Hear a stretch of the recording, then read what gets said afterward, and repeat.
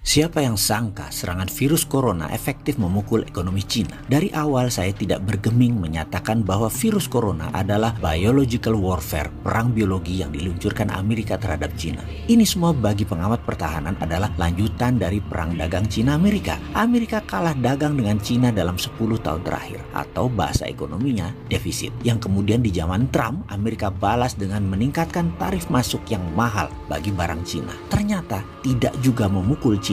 Kemudian Cina melemahkan yuannya sedikit sebagai counternya. Lalu apa yang dilakukan Amerika? US juga melemahkan nilai dolarnya. Namun sekali lagi, itu tidak memukul ekonomi Cina. Lalu dilanjutkan dengan serangan terhadap Huawei yang mau menguasai jaringan 5G. Di mana kalau Cina menguasai 5G, maka berakibat kekuatan ekonomi Amerika berkurang hingga 7% atau lebih dari 900 billion dolar per tahunnya. Apa yang terjadi? Akhirnya Cina mengalah. 5G mulai ketemu titik temunya. Namun masih Amerika versi Trump kurang puas. Trump ingin 2 kali menjadi commander in chief di Amerika. Maka digebrak lagi dengan serangan yang melumpuhkan ekonomi Cina, virus corona. Sebagai catatan, perang dagang adalah awal perang militer. Itu saya ulang berkali-kali. Kalau perang dagang menang, perang militer tidak berlanjut. Namun kalau belum menang-menang juga, pasti diserang lagi. Dan salah satunya adalah coronavirus ini. Ini adalah war tool. Ini adalah alat perang selanjutnya. Sebagai unsur melindungi segenap tumpah darah Indonesia, maka penanganan virus corona di Indonesia seharusnya pemimpinnya, garda terdepannya adalah Kementerian Pertahanan. Di bawahnya, Menteri Luar Negeri, Menteri Dalam Negeri, Menteri Kesehatan, dan Menteri Sosial. Ini harusnya mendapatkan perhatian super